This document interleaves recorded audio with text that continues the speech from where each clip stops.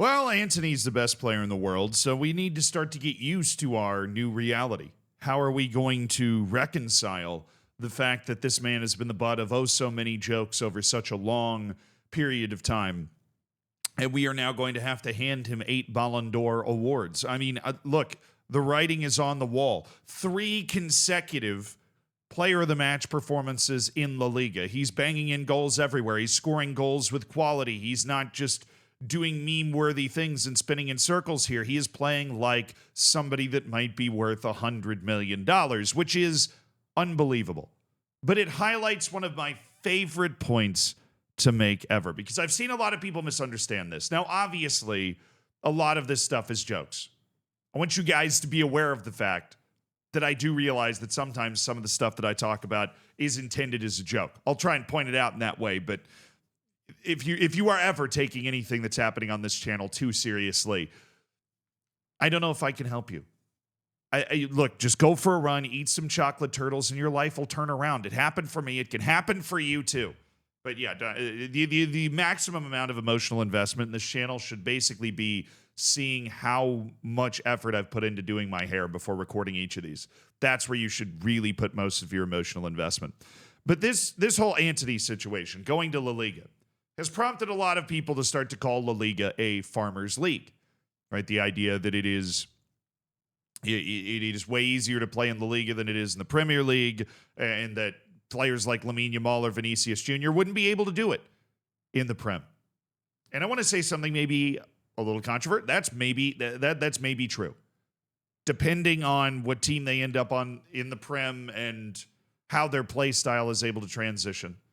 Because the one point that I'm making is actually 2. Classic Zealand fashion. Nothing's as simple as it seems. Okay. The first part of the point is football's different in La Liga. You ever just watched 90 minutes of a match in La Liga? It's different. That doesn't mean it's worse, but it is different. They play a different way. They emphasize different things in the way that they play.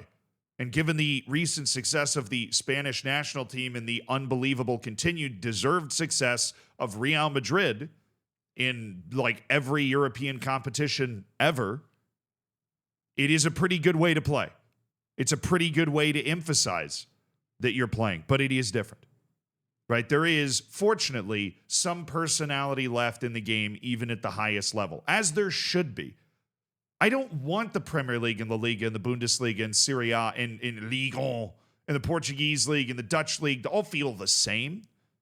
That would suck. That would be boring. What would be the point? If they actually all felt exactly the same, then everybody would just be watching the Premier League because that's where the most money is, and then they're going to be ended up with the best players, right? But there is a reason, there is a draw to watch a Copa del Rey match, to watch La Liga. There is a draw to watching Serie A in giant old stadiums that for some reason always have a track around the outside, right? To watch 2 giants play in the San Siro and its defense and physicality and just beating the shit out of each other for 3.5 hours, it feels like, even though it's still just 90 minutes.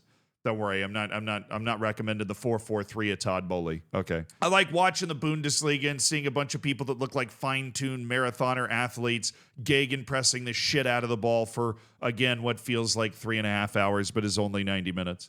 And I like watching France, which just seems to be pure chaos and baguettes distilled into 90 minutes of football.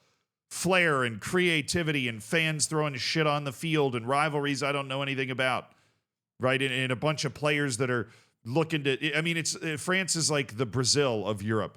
And I'm sure I'm going to offend somebody by saying that, but there's just a certain je ne sais quoi, a certain connoisseur's taste for the way to dribble the ball and strike the ball and take on players and stuff. And then, of course, you have your gruff kind of French farmer center backs that just try and knock everybody's teeth out, right? There's that personality. In the Netherlands, I feel like I'm watching chess. I'm watching athletic chess. Right, the positional play that's just taken such a resounding hold of a lot of different clubs around the world. That's where it started. Do you ever watch a PSV or a Feyenoord? They're passing out from the back. Everybody's moving everywhere. Right? It's like trying to solve a Rubik's Cube or something. I love that there is that sort of difference when you go through the different leagues. And you might perceive a different difference when talking about a particular league. You don't have to look at another league the same way that I do, but it's very clear that there is a difference that's reflective of the culture, that's reflective of the sporting culture, of everything. And I think it is fair to say at this point that certain players do better in different cultures than others. And it is also fair to say that Antony does not do well in the English footballing culture. He just doesn't. In fact, a surprising few number of Brazilians do. Most Brazilians that have ever achieved great heights within the game find better cultural similarities playing in Spain, playing in Italy. And it's time that, I don't know why the dumb American in the room has to be the one to kind of point this out. But if you are coming from certain footballing cultures, there are perhaps other nations, and I know, this is understood to some extent, that are more in step with the way that you want to play. I'm not saying there haven't been great, accomplished Brazilians that have played in the Premier League. I'm not saying that you have to go to one place or the other, but clearly Antony did. Clearly he did. He has stepped into the league that produces the Champions League winner basically every year and has produced the team that won the Euros, like I was already saying, and he has won 3 consecutive man of the match performances. But there is another part to this. Remember I said this was two-pronged? And that is outside of the footballing culture and the way that different leagues and teams in different leagues decide to play. There is the human aspect to this. Antony, outside of being a Beyblade, is, in fact, a human being. And when you are a human being comfortable where you are and with the players that you have and the coaches that you have and the locker that you have, the apartment that you have, right? All that stuff is very, very important.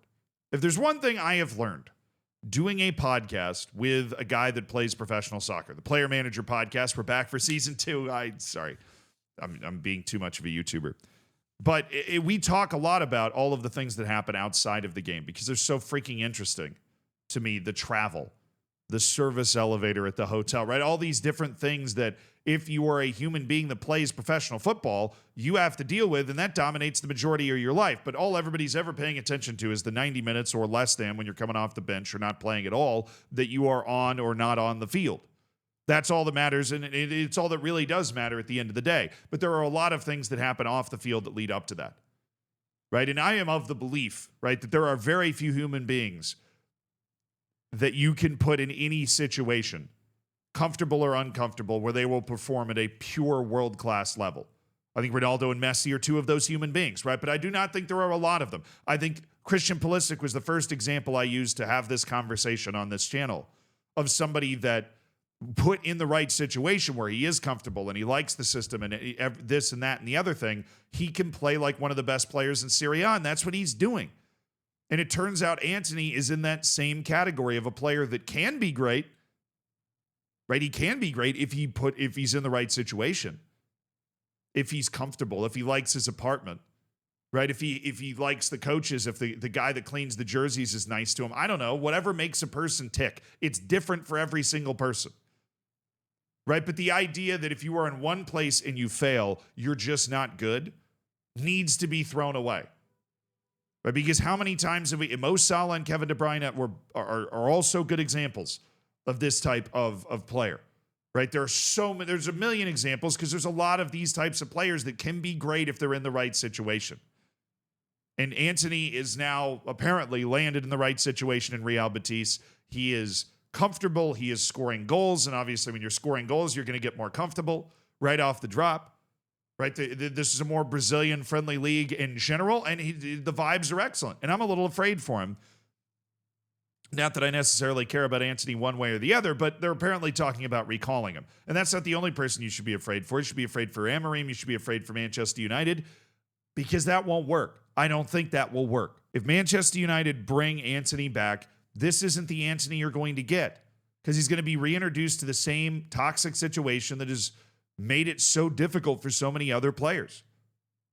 Right? Manchester United has been, for at least a while, a black hole of players. It's a club you go into and you just can't really find success. It was kind of like Chelsea when it comes to wingers, right? Until Cole Palmer got there and finally changed the narrative. Right? But this is not, if you're Antony or if you're Manchester United, what you should want to do. You should be happy you finally found a place where he's playing well, because now If you're Manchester United, you're in a situation where you might be able to get your money back because you've proven that Antony was just in the wrong situation where he wasn't comfortable. And that in certain league cultures, he can be an incredibly effective force that plays, at least like in moments, a guy that looks like he could potentially be worth $100 million. That's obviously not what Manchester United would get to him or get for him. But before this loan, it looked like they weren't going to get anything for him at all. So this is a cut your losses situation and move on from Antony because it just didn't work. Something about Manchester, maybe it was the weather, didn't agree with Antony. He didn't like it. And then once that snowballs, everybody starts making fun of him, and it gets harder and harder to dig your way out of that hole. One aside, though, bit of a commentary that how strong some of these forces can be, that Ten Hag, who was able to create a comfortable situation for Antony tactically and personally in Amsterdam, was not able to do that in Manchester United. It was the same freaking coach. So who knows what other factors happen to go into it, or whether Ten Hag just wasn't as good of a coach as everybody thought he was. Right, he's got to get back out there and prove it somewhere else again after the way everything went at Manchester United, even though I'm sure Ten Hag wouldn't tell you that because he did win the FA Cup, you know. But Antony has now shown himself to be the latest in a long line of players that can be great, but have to have things around them be right. I should make an actual list sometime. That would be fun.